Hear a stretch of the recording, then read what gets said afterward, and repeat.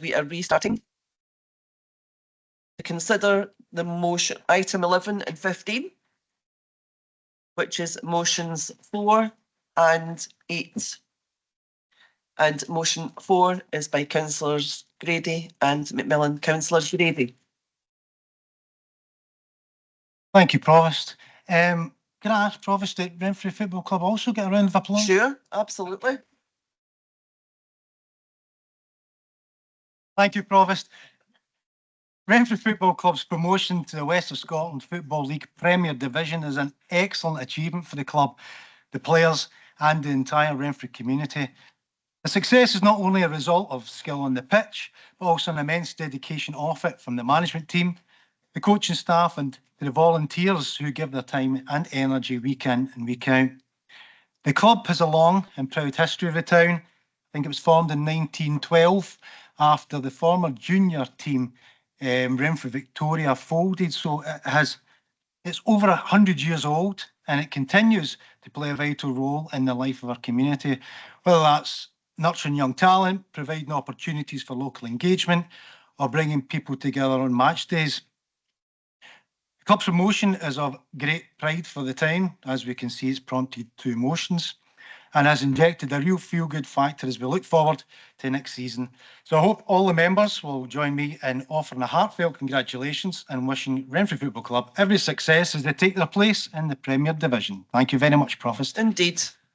Thank you very much, Councillor Grady. Councillor McMillan. Thanks very much.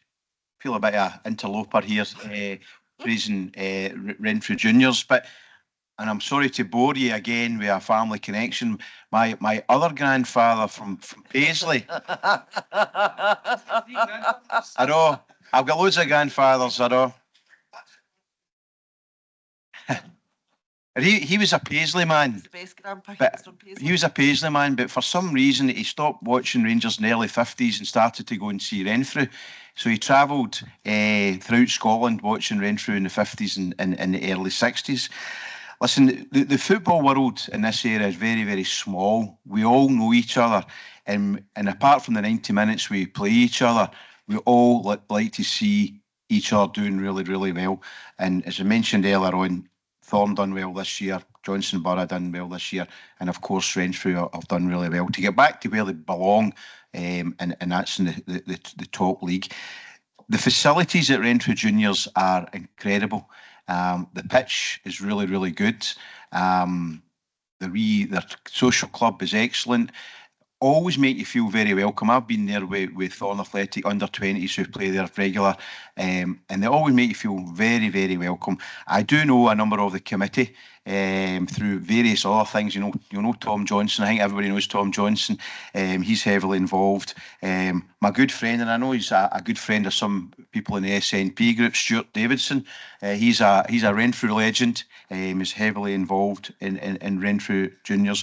And Alan Kelly as well, who was the first to congratulate Thorn Athletic in their promotion, and he was for Renfrew, sent us an email. So a top guy, and of course ex-council employer John Gilmour is often seen there on a match day picking up the rubbish and telling people to stand behind a barrier and things like that as well. So a lot of good people involved in Renfrew, and I would like to congratulate them on the promotion, and I look forward to see, because I do go and watch Renfrew, because I like the fact I've got a wee bit of covered terrace and so you can hide out the rain in there as well.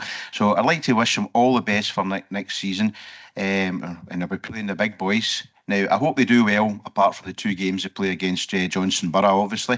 And I'd like to congratulate them in securing funding for their pitch, because I know their pitch was at the end of its life, but the pitch is crucial to Renfrew. Slipped there. The pitch is crucial to Renfrew Juniors there. It's so much a source of income, and they let it out to all sorts of teams from within the area and out with the area. So I know how important it is. So well done in securing funding. But again, well done, and best of luck for next season. Thank you, Councillor McMillan. And the movers of the second motion, motion 8, are Councillors Shaw and Hughes. Councillor John Shaw. Thank you, Provost. Councillor McMillan wouldn't have to be an interloper if only another Labour councillor in Renfrew. I didn't get a laugh I expected. Can you move your microphone down a wee bit? Maybe they didn't hear you. No, it's all right. It's all right. So, as a former club secretary down at the juniors for 6 years, just about the time that they were building the new ground, it's been amazing to see the sort of transformation over the last few years. And they've had their ups and downs in that time, so it was great to see them going up again, and hopefully we can stay up this time. I was at the game. It was a pretty horrible game of football, but the results went our way, and promotion was secured. So just to echo everything that Councillor Grady has said, and Councillor McMillan, in terms of a lot of the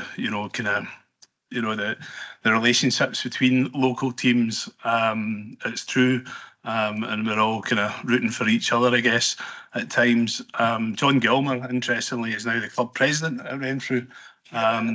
He was recently made club president, and Tom Johnstone has moved on to another, I think it's life president or honorary president role. So lots of good people down there doing lots of great work, and as I say, it's delighted they've got the funding as well, and just wish them well in the new season. Thanks. Thank you, Councillor Shaw. Councillor Lisa Marie Hughes. Thanks, Provost. I'll be brief. I echo everything that everyone has said here. They're a brilliant team, as John says. The development certainly over the time I've been a Renfrew resident and councillor, has been incredible. I've worked a little bit with the team when they've been going through funding applications, obviously with my sports hat on, and they are just incredibly diligent at anything that brings opportunities for their team. But wider than that, anyone who engages with the team, they do incredible community work. Their women's team is going from strength to strength. They do amazing work in terms of their girls in sports, and it's recognised by Sports Scotland because it's so good. And they're just completely embedded in the town. They support everything. And I think everyone was really pleased to see this very welcome promotion, and I can't wait to see them see what they do next year. Thank you, Councillor Hughes. I'm glad you mentioned their support of women in football, because that saves me doing it. It was a good point to make. Councillor Eddie Devine.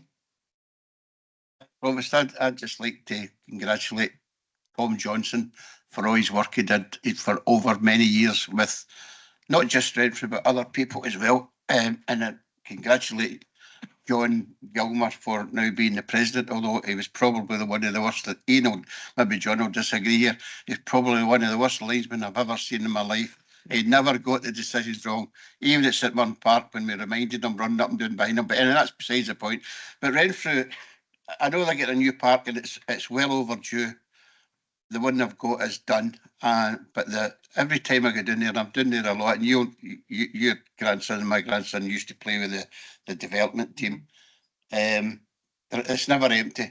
There's all ages, men, women, boys, girls, and they do a great job in Renfrew. So I just want to congratulate them, and hopefully when they get their new pitch, we can get a bit game against the teams, you know, like John and Ian. And they could pick the teams. Cheers. Maybe no. I don't think I'll leave that to them, no.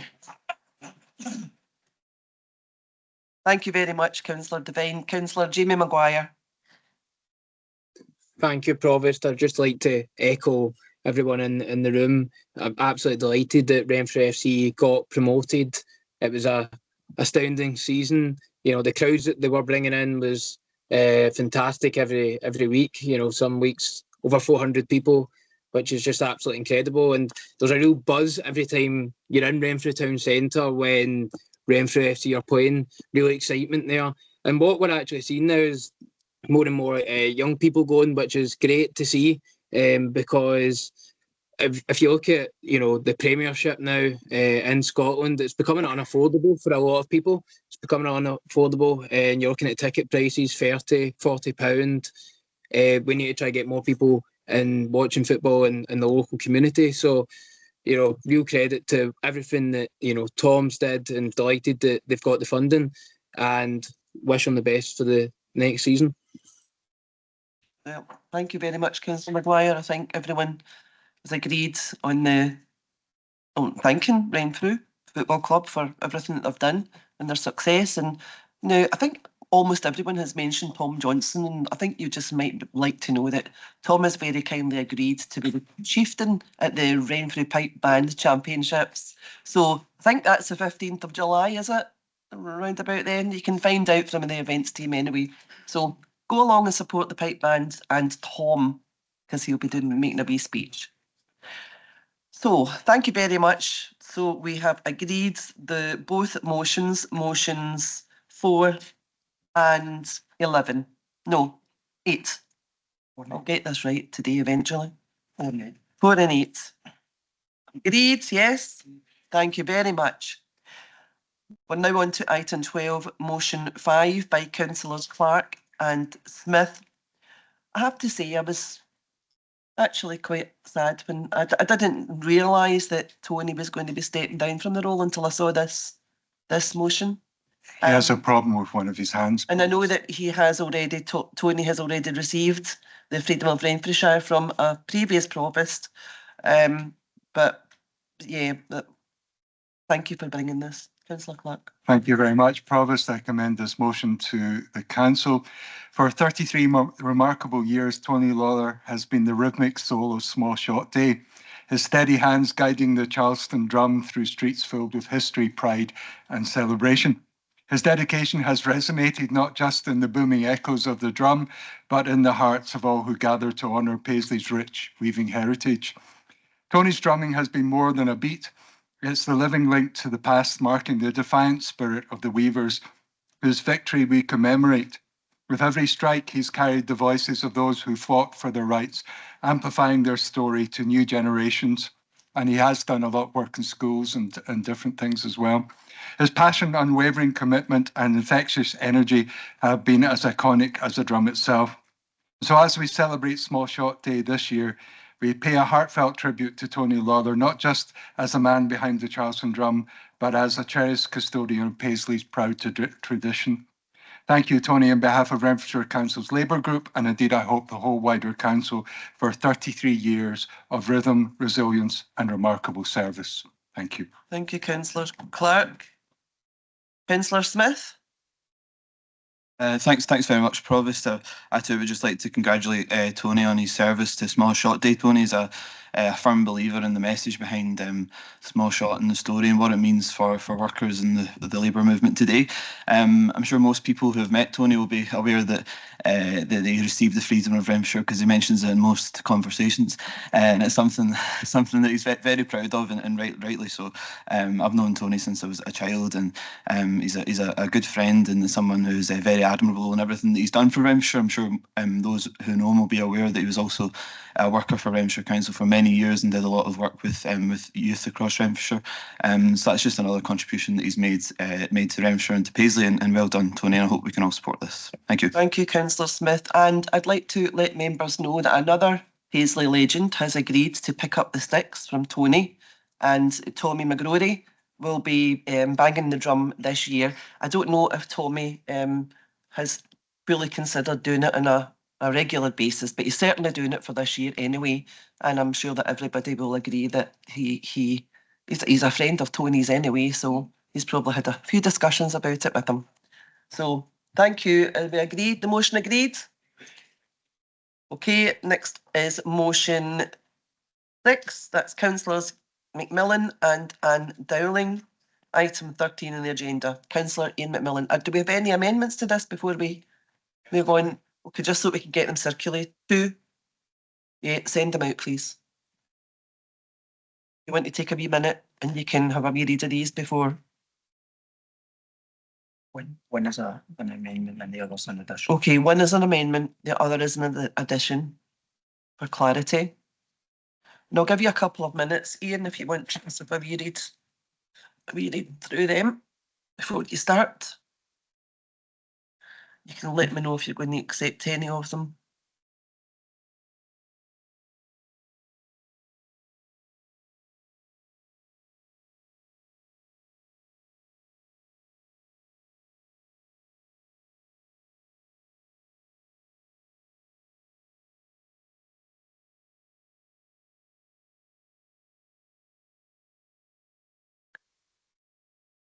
Okay, Mark, can you just clarify who the amendment and the addition are from?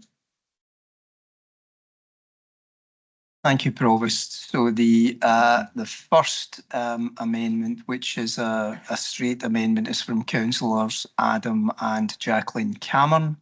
And the second amendment, which seeks to make an addition to the motion, is from Councillor James McCartan, seconded by Councillor McGonigal.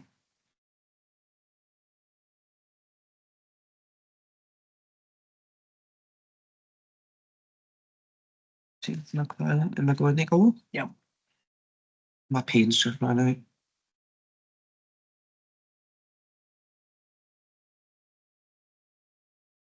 Materials, sorry.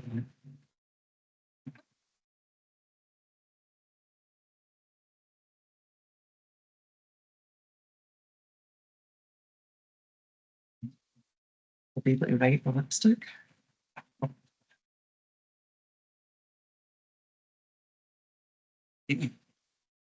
Yeah. So Um, delay, my pen just ran out and I had to get another pen. Councillor McMillan. I wouldn't accept either of the amendments, although I do take cognizance of Councillor McLaren's point. I don't necessarily I disagree with it at all, but I've just sent Dave Lowe I suggested an amendment to our own motion, which maybe hopefully would give Councillor McLaren some sort of comfort. Could you want to speak to your motion just Yeah, now, though? yeah, sure. And when we've had you and your seconder, Yeah. we'll ask Dave to come back in Yeah. and clarify the Okay. situation. Listen, my main point in bringing this today is really to get a discussion. Ian, could I just stop you there? Someone's phone is ringing. Just in case it can be picked up in the recording. I'd rather hear you than a phone. Sounds like my alarm in the morning. It's horrible. Okay. No, my main reason in bringing this is maybe not necessarily to win a vote or, you know, we're better than you or anything like that. It's just a case of really bringing this out in the open, because I've had a feeling for the last couple of years, if not longer than that we don't really get a chance to discuss some of the issues surrounding the IGB. Now, I know it's not the responsibility of Renfrewshire Council. I know it's a separate body, but the simple fact is that some of the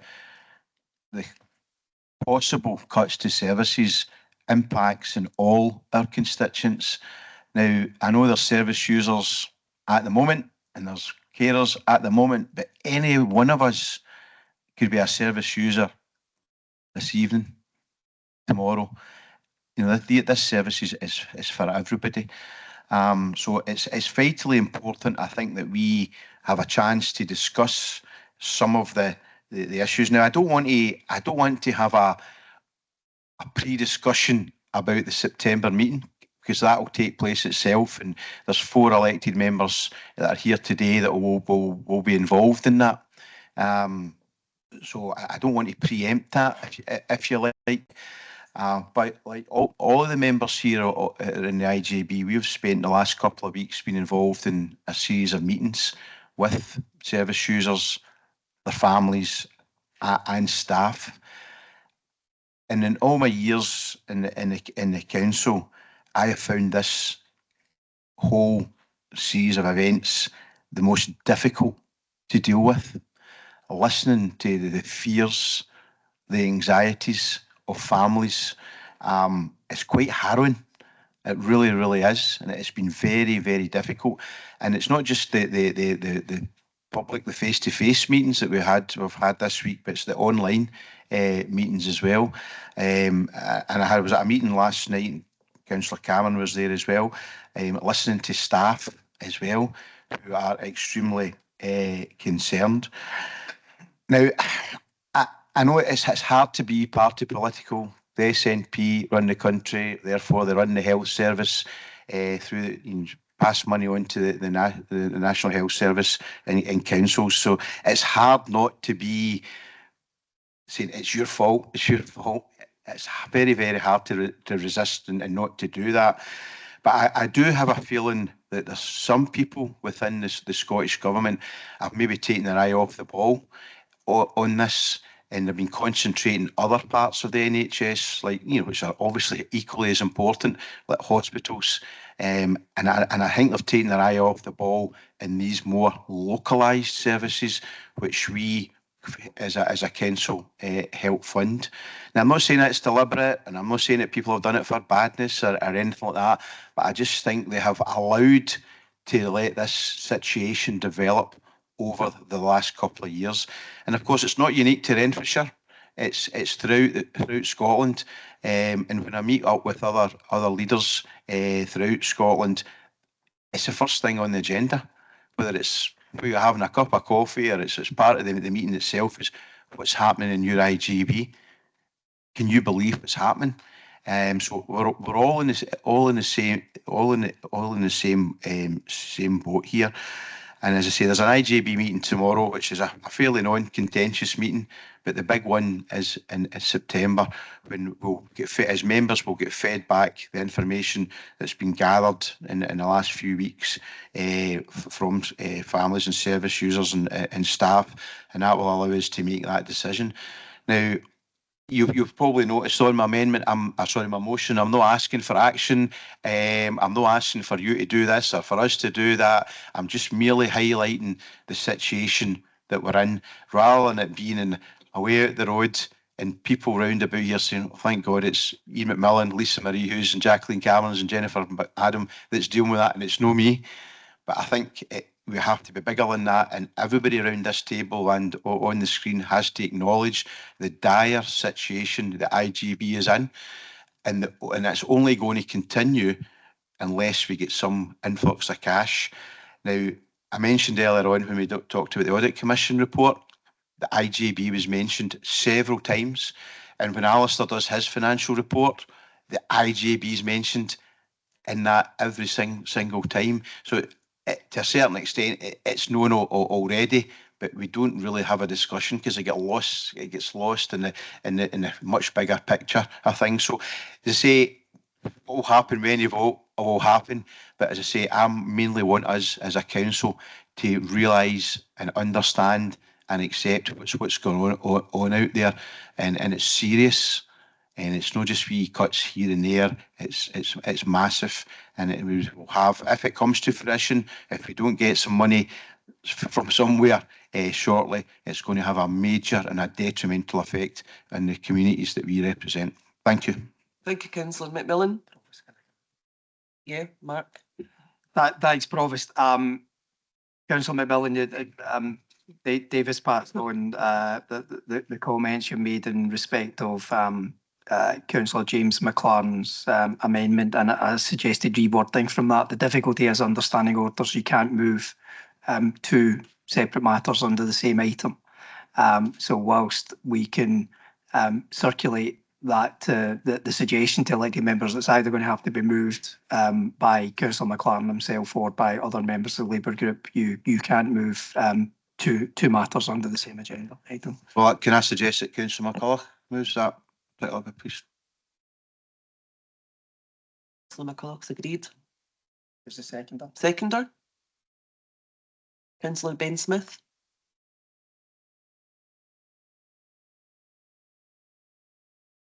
Okay. We'll get that circulated. Okay, I'll bring in the seconder now, Councillor Ann Dowling. Thanks, Provost. I seem to have technical problems. Councillor Ann Dowling, we can't hear you.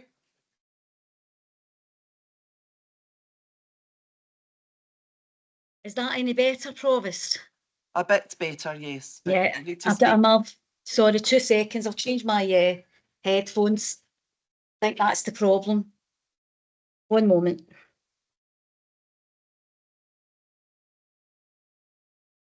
that any better, Provost? It's worse. Oh. I have to use the laptop Right, speaker then. that's it. Sorry about that. Stay there. I'll just put the volume up. Right, okay. Thanks for that. Councillor McMillan spoke to the human impact of the proposed IGB cuts, and they are deeply concerning. The recent Audit Scotland report notes that community health and social care faces unprecedented pressures and financial uncertainty, and there is a concerning picture of depletion of the IGB reserves and savings being met through one-off rather than recurring savings. The financial position is set to worsen, with a projected funding gap last calculated at £457 million. Accounts Commission figures as reported by Audit Scotland note that SNP government funding for IGBs decreased by 1.1 billion, that's 9% in real terms, in 2022-23 alone. Sorry, 2 seconds.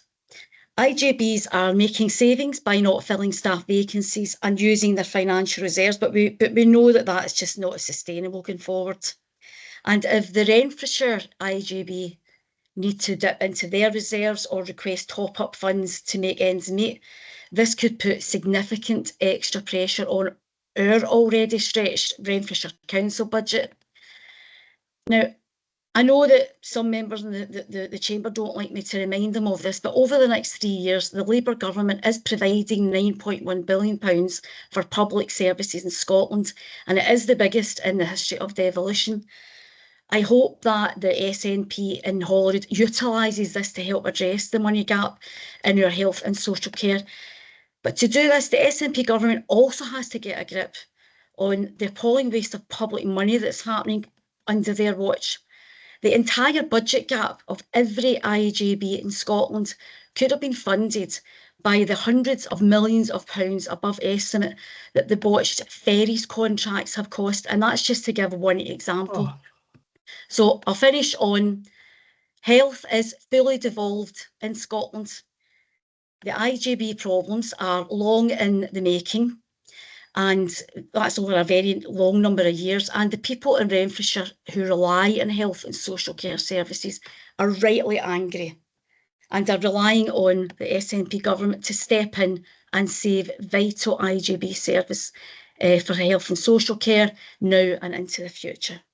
Thank you. Thank you, Councillor Ann Dowling. Okay, we'll move on to the movers of the addition and the amendment, which came in first. The amendment, which is Councillor Adam. The amendment. Councillor Adam. Thank you, Provost. Now, I amended this motion, not because I don't agree with the first line. I think I can say with full confidence there's not one of us in the Chamber or at home today that's not concerned about the financial situation of the IGB. But what I can accept is the second line, obviously saying that it's due to underfunding from the SNP Scottish Government. I accept what Alan says about the 22 budget, but in the last couple of years we have had an increase. But that increase has been stripped, as the amendment says, that has been outstripped by unprecedented high demand. The pay increase that we have negotiated, so none of our staff are striking. So we have negotiated that pay regrade of all our staff, and we backdated that to 2020, which was the correct thing to do, but it came out of our IGB reserves. We're at the behest of Big Pharma when it comes to our prescribing costs, which just go up incrementally every time we look at it.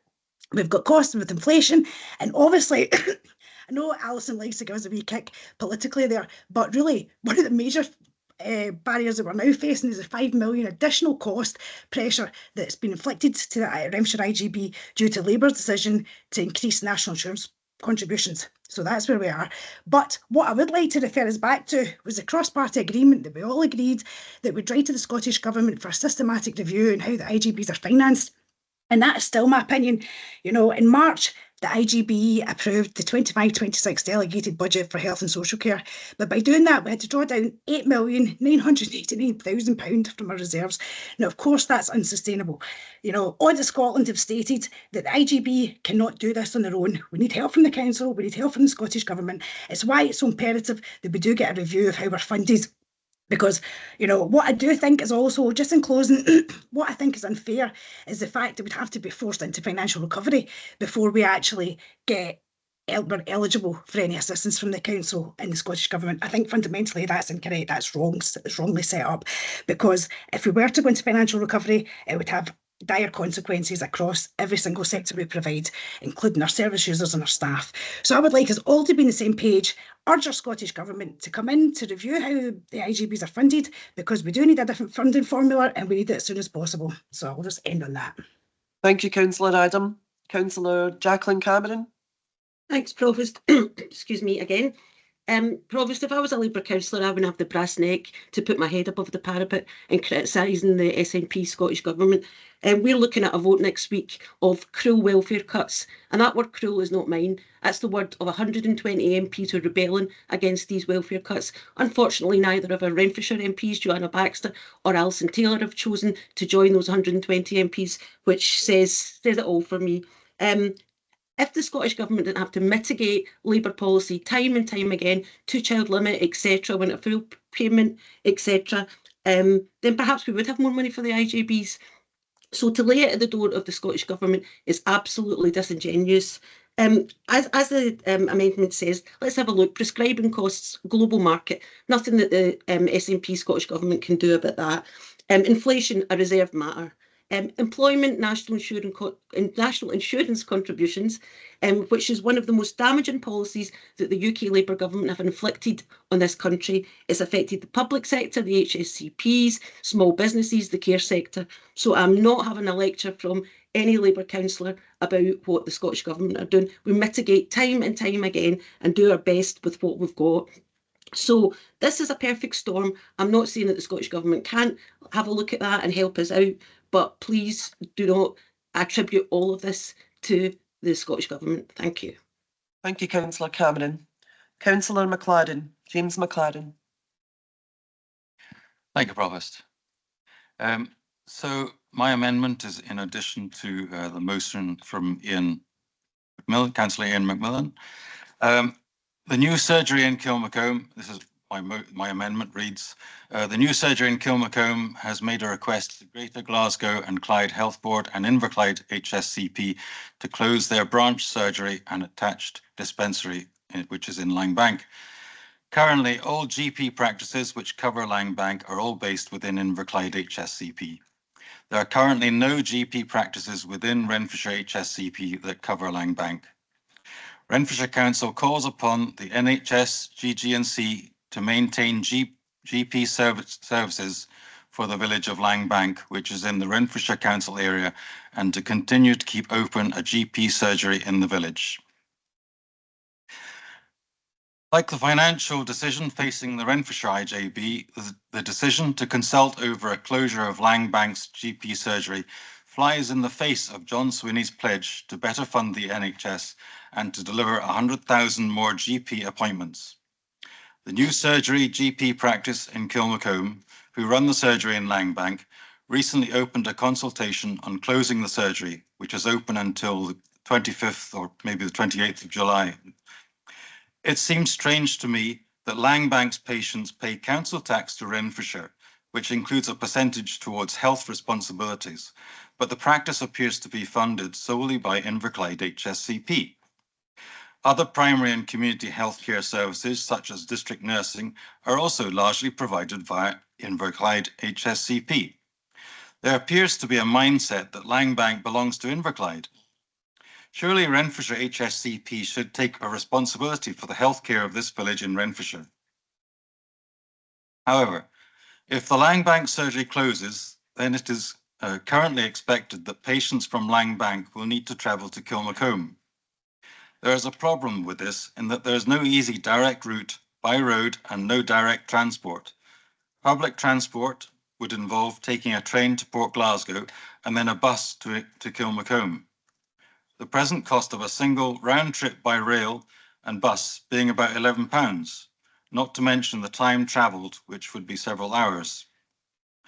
It seems to me ironic that dispensing with travel for one GP to Langbank, perhaps as a normal journey to work outside practice hours, would generate perhaps 5 to 10 journeys per day for sick and/or elderly patients from Langbank to Kilmacombe, and an increase in demands for home visits. I have already written to the SNP Health Secretary Neil Gray about this, urging him to intervene to save the surgery. He has replied to say that NHS Greater Glasgow and Clyde and Renfrewshire HSCP are responsible for meeting the general medical services needs for their patients. Decisions on the delivery of health care are taken locally, but we expect all local health partners to provide access to the right care in the right place, including the provision of high quality GP provision. Close inverted commas. I like the Labour amendment in that it seeks to move Langbank into Renfrewshire, but it doesn't call for the retention of the surgery, only GP services, which are likely to continue anyway, but under the new surgery in Kilmacombe. So I urge you to support the motion with my addition to better fund local health services and call upon the NHS GG&C to maintain GP services in Langbank and the GP surgery. Thank you. Councillor McGonigal. Yeah, thank you, Provost. I second it and reserve the right to come back in. Thank you. Okay, thank you, Councillor McGonigal. Councillor Ian Nicholson. Thanks, Provost. We're happy to combine Councillor McLaren's amendment with regards to Langbank because I think that's wholly sensible. It's an issue that we've looked at in the past, and it doesn't really make, goes all the way back to I think to 2014, if not earlier. It doesn't. Why Langbank's in a different local authority health board area? I don't mean a health board area, but a local authority area is puzzling, and I couldn't find exactly what the rationale was. Maybe it's just geography. On to the main motion. You know, there are times in this council over the years where your jaw drops to the point it can't drop anymore, and you have Labour councillors sitting here who Councillor McMillan tried his best to make it sound as if we're all in the same boat, we're all concerned about IJB, which we are. This council's agreed across party votes with regards to IJB, yet they couldn't resist the politics of blaming the SNP government entirely for underfunding and trying to ignore every other dimension that's putting that IJB at risk. And that is the fact, national insurance contributions. Our Labour MPs had the opportunity to vote against that because there was moves made to try and exempt local authorities, trying to exempt health boards out of the national insurance grab. They didn't. They backed their party all the way down the line. And that's added millions and millions of pounds to the black hole that we now hear our Labour colleagues complaining about. But they don't want to mention that. Well, let's go on to Councillor Anne Dowling's comments about Holyrood should get its act together, or etc., or they're ignoring the issue and all the rest of it. If I recall rightly, the Labour Party in Holyrood disengaged completely from the budget process. They didn't go to the table and argue for the IJB to get more funding. They didn't go to the table and argue for all their policies to be implemented or the resources for it. They didn't do that at all. But now we blame the Scottish Government, and yet your colleagues in Holyrood have got the power, and that's their job out there, is to argue for what they believe is their policy issues, what their key issues are. But they prefer to go on telly and argue about it and then don't take the action with the votes that they have in their pockets. That is totally disingenuous, and we're hearing it here today as well. If only you came here with a motion which meant all of us could back, we would have backed it, but you intentionally didn't do that. You're just constantly trying to shift the blame for pure political reasons. We all understand what the issues are with IJBs. We know they need more funding, and the issue is it's a risk to this council's financial position as well. There are talks going on with the ministers and with COSLA leaders about the IJBs. I know for a fact the IJBs are top of the agenda for the Scottish Government going forward. Hopefully that will happen sooner rather than later. But the point of the matter is here today, if we only had some honesty from our Labour colleagues about these issues, and if only we had cross-party support for some of these points, that would go a long way rather than just sitting here and complaining about things that your own party doesn't do. And that's really what this is all about. And you should be ashamed of yourselves, the way you try and portray things in a different dimension of reality. When your MPs are stripping the votes and the money out of these resources as well, and out of the councils, by the way, with all these national insurance grabs. So I'm making that point today with regards to their particular motion. We put an amendment up to try and correct your motion, but you're refusing to accept that as well because you want to get the politics out of it. Well, that's up to you, but be honest about where your party sits just now. At every level of government where they've got power to make decisions. They go in the opposite direction of what the people of Scotland want and what the people of Renfrewshire want. And you know that. And that's why you're trying to point the whole IJB situation over towards the Scottish Government to get it away from your government's actions and from your colleagues in Holyrood inaction of doing anything. They boycotted the budget process. They could have went along and spoke to the Scottish Government and said, we'll back your budget if you give us X hundreds of millions of pounds for IJBs. Did they do it? No, they didn't do it.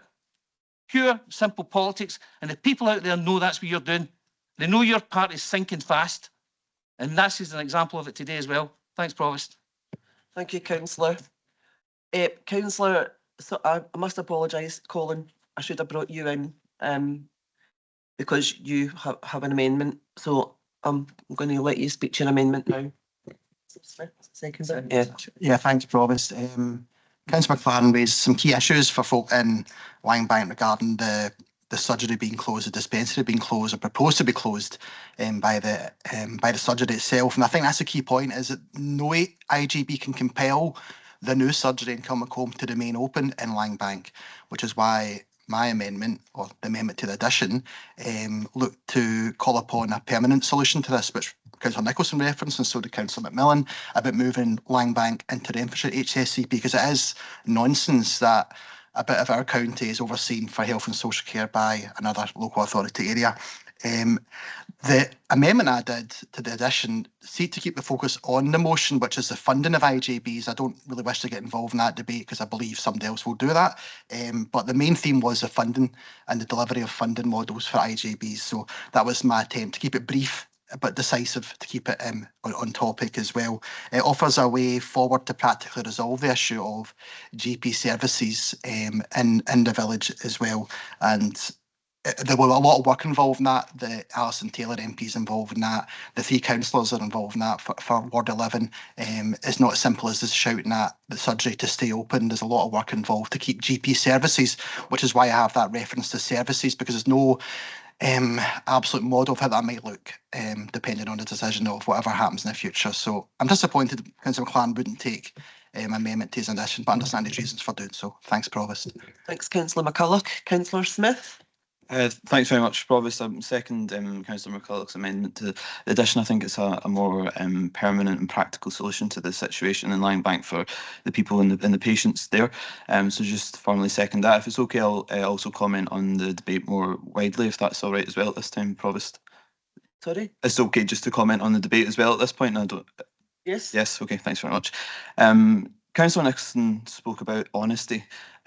I think it's disingenuous for Councillor Nicholson and other councillors to suggest that the main reason that the IGB is in the situation that it is just now is because of an increase to National Insurance Employers' contribution that was enacted in April.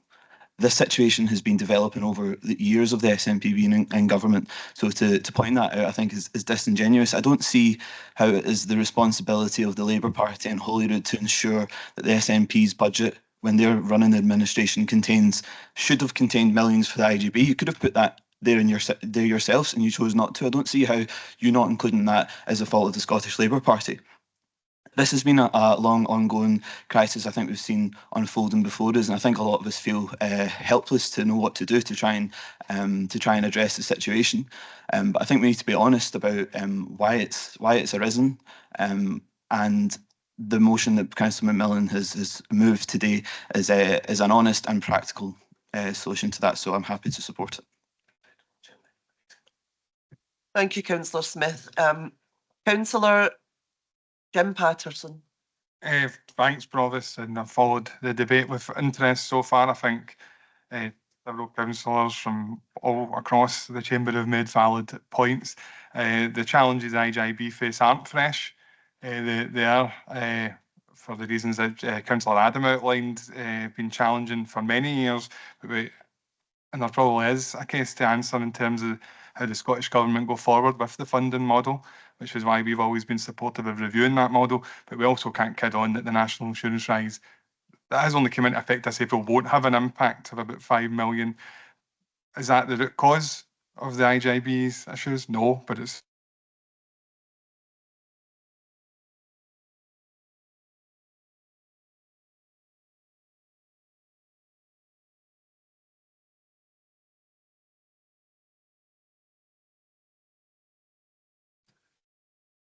Are we all right to keep going then? This happened to me earlier. I was open. That's all right. Chucked out. Just I don't know. very ill. Anyway, my microphone's still working, and I'm keen that we're not here too much longer. So I'll push on nonetheless. No, could you just hold on, please? Hold on, Jim. I know you're in full flow there, but can I just check that the people who are joining us remotely are still all here, and can you hear?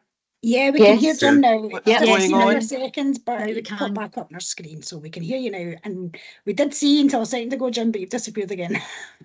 Right, okay. Seems to be okay. Oh, but as if by magic here. Okay, Jim, can I ask you to I'm back. commence your... Anyway, that brings me to the end of that point, I suppose, and I think there is, we need to have a kind of more grown-up conversation about IJBs cross-party. I think Councillor Nicholson's right, in the sense of we need to remember that the Scottish Government is a minority government and it is there to be held to account by other parties who want to come to the table. In recent years, it's not been, it's been parties with particular asks, which maybe haven't sat well with members of the SNP that have been voted through. So maybe there's an opportunity there to work a bit wider across the Parliament, as has been the case in previous Parliaments as well, where there has been progress cross-party in many issues. I suppose the overall point I kind of want to make is I'm very worried about the savings that are being suggested, not just because of the actual instant impact they'll have in the service users, folk that use the disability resource centres, the day centres, all sorts of things. But I don't think there'll be savings. I think what we'll find in 2 to 3 years' time, these people will present at any GP surgeries, which we're having a lack of in a discussion about, at A&E waiting rooms, which will increase the pressure there. So I think these savings, although I can see why the IJB has been pushed into them, I think will be short-sighted in the sense of the impact they'll have on the NHS, and that's what we need to get through to our colleagues in government. Is yeah, you might think, oh, this is removed from us. It's a local decision. That's fine, but this local decision will have an impact on the National Health Service, which then will become a national, even more of a national issue. So we can't look at this in silos. It has to be a broader look. Anything we do, we talk about it quite a lot about the great progress and the great record we have in the discharge in Renfrewshire. We'll not be talking about that in a couple of years' time, because we won't have that anymore if we go through a lot of these kind of efficiencies or cuts or savings or budget readjustments, whatever we want to call them. So we can take these decisions now, and we can maybe convince ourselves that it was the right thing to do at the time and all that kind of stuff. I get that, but I think in 2 to 3 years' time we'll really reap what we sow with them, and I'd be very concerned about the overall impact on the overall health service. Thank you. Thanks, Councillor Patterson. Councillor Andy Doig. Thanks, Provost. Provost, a plague on both the houses of the SNP government in Edinburgh and the Labour government in London. We're suffering at the present time from two governments that are tepid, tame and timid in their approach to fiscal policy, and it's the people that are suffering, and really something has to be done. The SNP government in Edinburgh, they have got fiscal levers at their disposal, and I've said this before and I'll continue to say this. If they wanted to look at things like a land value tax to significantly increase the monies that they have at their disposal, they could do that. They won't do that because they're too tame, they're too timid, they don't have the courage or the insight. So they are partly to blame for the situation regarding IJBs. But Councillor Smith is wrong to suggest the national insurance hikes have got nothing to do with it. Last November, in evidence to Holyrood, the chairman of the Office for Budget Responsibility, Richard Hughes, said that the bulk of the employer national insurance rises will fall in the wages of employees. It's estimated that the Labour's hike in national insurance will leave Scotland's public sector with a 200 million funding shortfall. So it certainly is a big dagger aimed at the heart of Scotland's public sector and public services. So we have to do something about this. There has to be a change. Firstly, we're quite right, I think, to call for a review of how the IJBs are established, how they're set up, how they're funded, because the current model that we've had for the last decade is clearly not working. So we need to look to that and try and get something done about that. But there's no point having a bun fight between the two main parties in this chamber when both of them are to blame for all the substantial issues that we face. And I mean, Councillor Patterson made a fair point though about, you know, the SNP government as a minority administration. So in Holyrood, it just works the same there as it does in here. You know, if Neil Bibby MSP or Paul O'Kane MSP had wanted to get concessions for Renfrewshire, say, for example, they could have walked into John Swinney's office. Now, John Swinney is, I've known John Swinney for 40 years. He's probably the best negotiator in terms of the people skills that compared to the last 2 or 3 First Ministers. He's a very amiable person as an individual, and he is willing to talk and to negotiate. If they'd walked into his office, they could have tried to get to some accommodation. You know, that's what I tried to do here. And I get criticised by it from the Labour Party, but that's real politics. That's the politics of the possible. Send your MSPs in there to try and get some concessions that will be beneficial for the people, regardless of how they vote. And it's, you know, and it's weariness on the part of the public with Labour and the SNP and their tame, timid and tepid policies. That's why people are turning to parties like Reform UK. And so really, the SNP and the Labour Party really need to take a good look at themselves. Thanks. Thanks, Councillor Doig. Councillor Graham Clark. Thank you, Provost. It's interesting to get a lecture from Councillor Doig, who wouldn't be accepted in any main party and enjoys criticising everybody. We have more. Provost, hang on a second. Wouldn't be accepted in any main party. Can I ask Councillor Clark what he means by that? Councillor Doig. No, wait a minute. I don't like his comment. It wouldn't be accepted in any main party. What do you mean by that? Councillor Doig, please speak through the chair. So, can Councillor Clark clarify what he means by that? Councillor Clark. I take exception to that personal attack. Finish. I don't think his comment was very appropriate, but I'm sure he'll address that. So, yeah, I'm slightly more aware of Councillor Doig's disappointments rather than his dividends these days, and promises of new primary schools made at budget meetings, which are now 10 years down the line rather than on the day. Anyway, he criticised both of our parties. That was the point I was making. And I think it's easy for an independent to do that.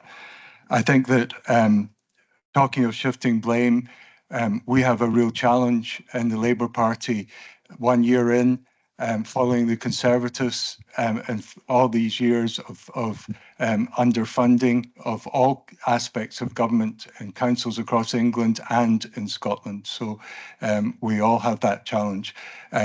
We have that challenge. The SNP can't just blame the UK government. They have to take their own actions and take their own responsibilities. These are the things. Recently, I visited Ralston Care Centre. It has excellent inspector reports, really good staff. It was talking to the people there. It's one of the care centres that's going to be closed under the present situation.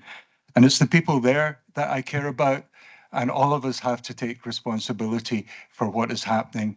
And all of us have to join in our concern for what's happening in IJBs just now and look at how do we deal with a situation where there isn't enough money.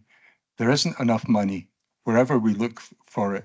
There isn't enough money to keep all these care facilities going at the moment. And that's our challenge. And we need to work on that together to make sure that people in Renfrewshire are served well. Thank you, Councillor Clark. I'm just going to take a wee minute to remind you to please be respectful toward each other. You can hammer each other in policies, politics, whatever you like, but please do not make personal slurs against each other. People of Renfrewshire have got enough to worry them right now than what's happening in this chamber and watching their councillors have spats and like make insults to each other. So please, Councillor Doig, do you want to make a point of... No, I'm sorry for my outburst, Provost. I really was taken aback by Councillor Clark's comment. I mean, like you, I've always learned in politics, try and play the ball, not the man or the woman these days. But I mean, you know, I try not to make personal attacks. And because, sorry? I try not to make personal attacks, but quite honestly, to say that I wouldn't be accepted in any mainstream party, I find quite derogatory and possibly actionable. Can I ask him if he wants to withdraw that, please? You can ask him through the chair, Councillor Clark. Okay, I withdraw that. Thank you, Councillor Clark. Thank you. Councillor Eddie Devine. Thanks, Provost. It's just a pity we've got down to what we're down to now. It's basically it was them, it was them. This is a problem that's been coming basically since just after the IJBs come into force. And if we don't start listening and doing something, I don't mean the SNP, the Labour Party, or even the Independent Party, or any of the rest of them. It's coming down the line. We have to face up to this. We can't afford to keep giving them out. When I say we, Renfrewshire Council and other councils cannot afford to keep giving the amount of money they're giving without getting help from whatever government's in power, because we haven't got the funds for it. If we have to pay, I don't need to tell them anyway, we've got to say, the more we give to the IJB, then we've got to make cuts to our services. We can't accept that. We really need to stop bickering with each other and just try and get some form of words that we can agree to say, look, the current Scottish Government, which happens to be SNP, we really need to have a look at this as councils. We need to get our act into gear here, because suddenly it's going to happen and people will die because we're sitting here shouting and bawling and arguing with each other and calling people's names, which is Councillor Clark's got a wee thing about every meeting we come to. You notice that I didn't reply to him because I just ignore him. Anyway, Provost, that's me funny. Thank you, Councillor Devine. Councillor Fiona Early-Nicholson. Thanks very much, Provost. I'm not going to go into the national drivers here in terms of why the IJBs are the way they are. I think that's been well covered by everybody who's gone before. My concern mainly is the impact of the proposed cuts that are going to be happening. And Councillor Patterson's absolutely correct. When you cut off a process or a service that's in place in terms of preventative issues, you only compound the difficulties going forward. We will have carers, we have people with disability. These are all people who are vulnerable and have a need for help. And while we do all look at who's responsible for what, the IJB model, clearly in my view, isn't working and absolutely needs reviewed. So just to pass on my comments, I think, in terms of my view on where we're at with our IJBs and the situation in terms of the funding. But also here to say that I'm pleased to see that we've got the issue in terms of the lung bank surgery mentioned here in both Councillor McCulloch and Councillor McLaren's. All three of us. I think we've lost Fiona. Don't know how we'll do it going forward. Sorry, Fiona, we Sorry, lost you for a wee second there. Oh, right, sorry. I'm just saying I'm pleased that we've managed to highlight the issue of the lung bank surgery, and the difficulties that will be faced by all of the residents in Lang Bank in getting healthcare, which is a right for all of us in terms of that. So it really should be in Renfrewshire and in our own HSCP and IJB area, and that would enable us to see the residents that stay there. Thanks. Thank you, Councillor Nicholson. Councillor Sam Mullen. Provost, I probably need to make a declaration. A late declaration? Yeah, sorry, it's late. Okay, I don't know where I've been, but I was kind of focused on other things there. And in relation to? NHS side. Okay. Okay, sorry about that. I should have declared it earlier, but I gave Mark a wee list of other things. I just forgot to put it on it, Mark. Sorry. Beg your pardon, everybody. Thanks, Sam. Councillor Jill Graham. Thank you very much, Provost. I'll keep this very short. I think we all agree that we've all got serious concerns about the health and social care partnership, and we're an ageing population. It's only going to get worse. As Councillor Patterson said earlier on, I agree with him that the savings made now will have a knock-on effect, particularly in areas like A&E. You can't get a GP appointment, so people go up to A&E now. We know the impact it's having on the residents, because every day we're receiving emails from vulnerable people who can't get the care and support that they need. Increased funding is desperately required and urgently now. The IJB model clearly doesn't work. And if we really want to know how bad things are, ask any member of staff working health, how they think things are at the moment. They may say they love their job. You and I have talked about this, Sam. They may say they love their job, but they are working all hours God sends, high sickness rates, demoralised. They see and feel the funding cuts every day. That something has to be done. Thank you, Provost. Does it be like England? Okay, thank you, Councillor Graham. Councillor Sam Mullen, are you coming in again? Right, okay, yep. Listen, I'm not one to cause a war with everybody, but I think the one thing that's important in this room is it's about helping folk and considering what's going on. And we've just heard about the staff morale in the NHS is everything's going all wrong. And it's, to be honest with you, I'd probably go with Andy Doig on practically what he's saying about regarding it's about the governments that don't want to know what's best for the people, but it doesn't seem to be happening. But for a staff side, I mean, getting people to join the NHS now and doing other things is just, they're just scunnered. And it's just down to funding and the cost. I'm not arguing about NI, and that's probably part of the problem, but it's not just on NI. It's about governments trying to work together to make things better for folk. And I don't see that happening because of everything that's going on about the cost of stuff for the NHS. I mean, they've got the NHS at blackmail now with the cost of medicines and everything that goes on with it. So I don't really know how we resolve this, but I mean, I trust the colleagues in this room that's all spoken on this, and I'm talking about everybody. It is a crisis that we need to look at and say, how can we sort this collectively? So thank you. Thank you, Councillor Mullen. Okay, before I bring in Councillor Ian McMillan to sum up, I'm going to ask Councillor McGonigal if you want to come in again. You reserved your right to speak earlier. No, thank you, Provost. Nothing further to add. Thank you. Thank you. Okay, Councillor McMillan. Thanks very much. Listen, job done in terms of discussing this issue. I think it's really, really important that we hear our views on this. And I did say to begin with, you know, I didn't want to be overly political, but the fact is the SNP have been in power for almost 2 decades. They hold the purse strings in terms of NH services. So it's hardly surprising when we're going to question their commitment to local health services. I'll at that. Councillor Jim Parson, as always, is a voice of reason in Renfrewshire Council, and he's right to and he's right to say that the savings that are before members of the IGB, they might help balance the books, but there'll be a cost later on.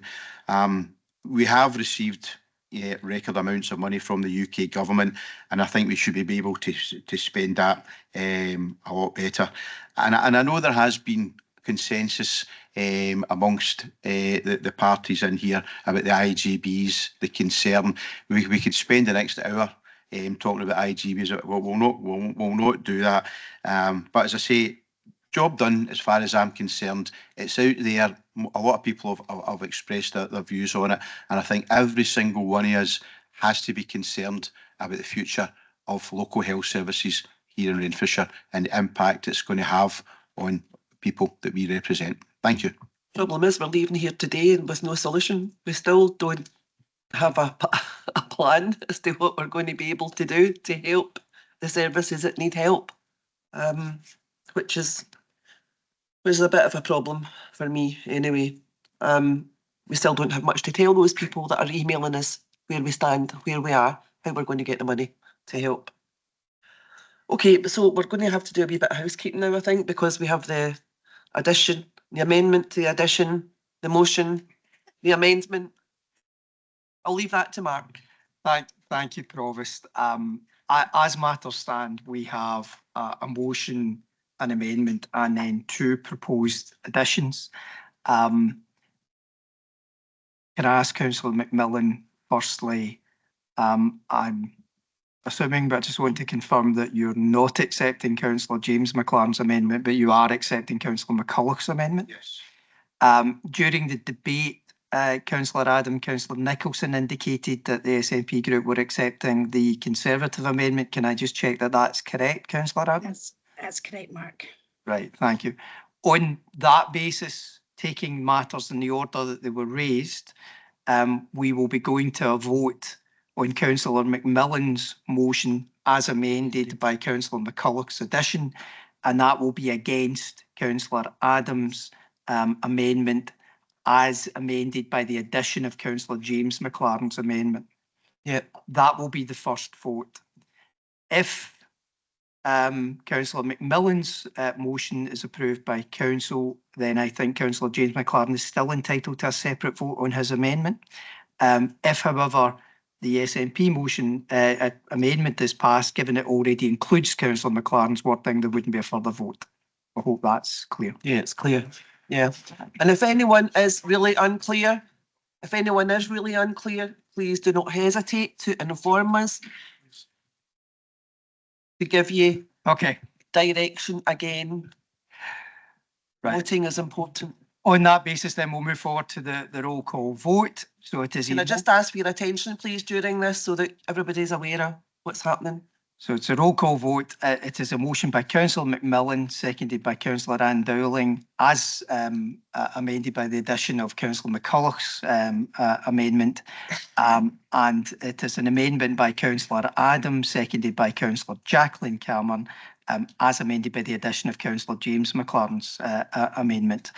So could members confirm whether they are voting for Councillor McMillan's motion or Councillor Adams' amendment? Councillor Adam. Amendment. Councillor Airlie Nicholson. Amendment. Councillor Anne Dowling. The motion. Councillor Burns. Amendment. Councillor Jacqueline Cameron. Amendment. Provost Cameron. Amendment. Councillor Clark. Motion. Councillor Davidson. Motion. I'll get it at the end. Councillor Devine. Councillor Andy Doig. Amendment. Councillor Roger Doig. Amendment. Councillor Gilmour. Motion. Councillor Grady. Motion. Councillor Gillian Graham. Motion. Councillor Neil Graham. Amendment. Councillor Hood. Motion. Councillor Hughes. Amendment. Councillor Leishman. Amendment. Councillor McFarlane. Amendment. Councillor James McLaren. Amendment. Councillor Kenny McLaren. Amendment. Councillor Mags McLaren.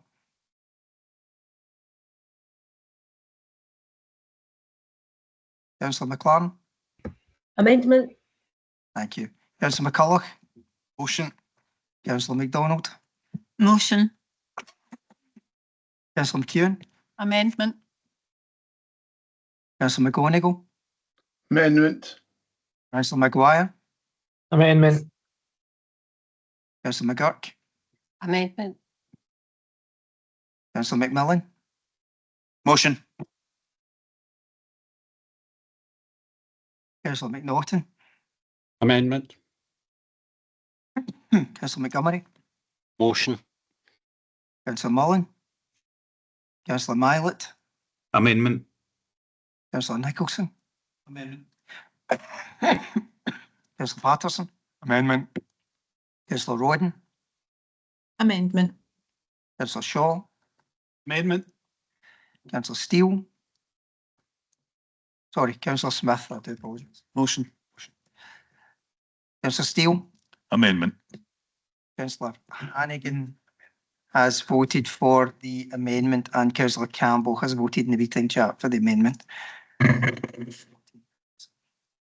We have 14 for the motion, 27 for the amendment. That means the amendment is carried. And given that the amendment includes Councillor McLaren's amendment, I don't think any further vote is required. Okay, thank you, councillors. Well, that got a wee bit complicated there. Okay, that brings us on to item 14, which is motion 7 by councillors Patterson and Shaw. And Councillor Lisa Marie Hughes is leaving the room. She's declared an interest. I'll get someone to come get you, Lisa Marie. Okay, this is the last item on the agenda before the special council meeting. Remember that one? Just to remind you not to run. Okay, Councillor Jim Patterson. Okay, thanks very much.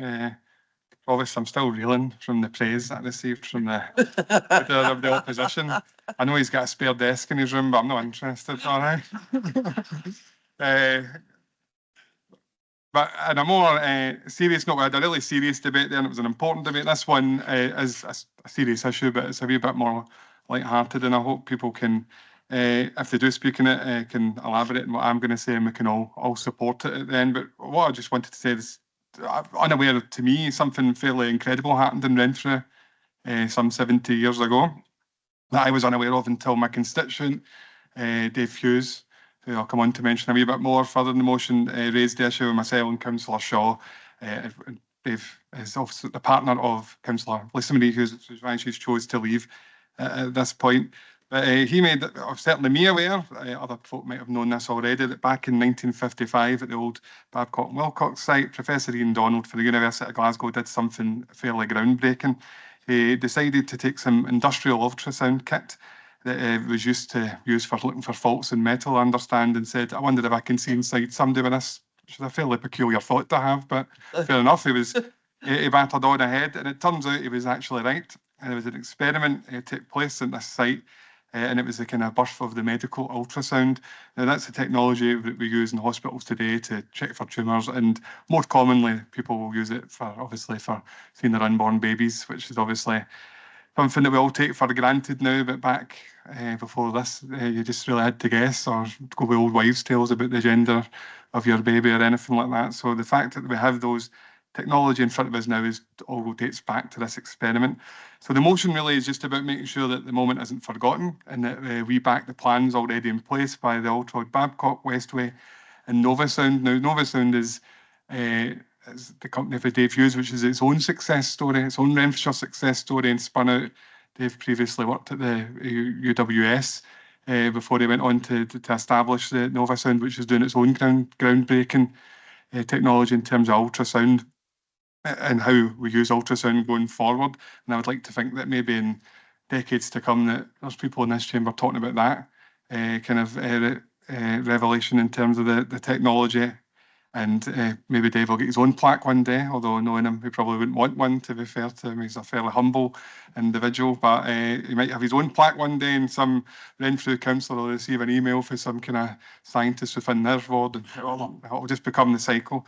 But really, it's just a chance to say that something happened in Renfrew and it was globally important, and I think that's really important to know.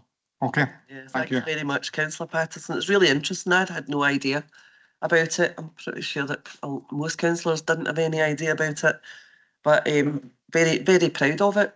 We've certainly come a long way since dangling the women's wedding ring on the end of a string over their belly to determine what the baby was going to be. Still remember those days. Thank goodness we've moved on. Okay, Councillor Shaw.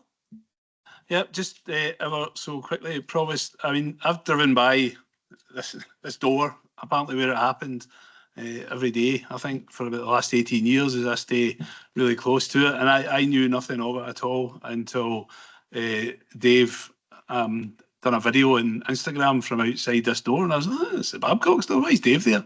And I was really, really interested in the thought of this professor, Ian Donald, heading along to Babcock's with his butcher's pack with steaks and stuff like that to try and to set up the ultrasound probes, or use the ultrasound probes to try and see if it could work, because it's just what as Jim said, what makes you think of that? I know. So no, it's a great story, and it's also great. I mean, obviously that whole area used to be Babcock's. But it's now a whole pile of different companies, and you've got Altrad Babcock, you've got Westway who own the site, and you've got Dave from Novasound, and they're all doing their own wee bit to sort of commemorate the anniversary. So it's been a good day, and there'll be a nice plaque up at the door for everybody to see. And we've now passed our motion, so we've done our bit as well. Or we will pass our motion. Jumping the gun there. So thanks, Provost. Well, thank you, and thank you to yourself and Councillor Patterson for bringing this to Council today. I'm assuming we don't have any amendments. Nobody else wants to speak on it, so thanks for bringing it, and the motion is agreed. Accepted by council. Okay, members, that concludes business on the normal full council agenda. So we will finish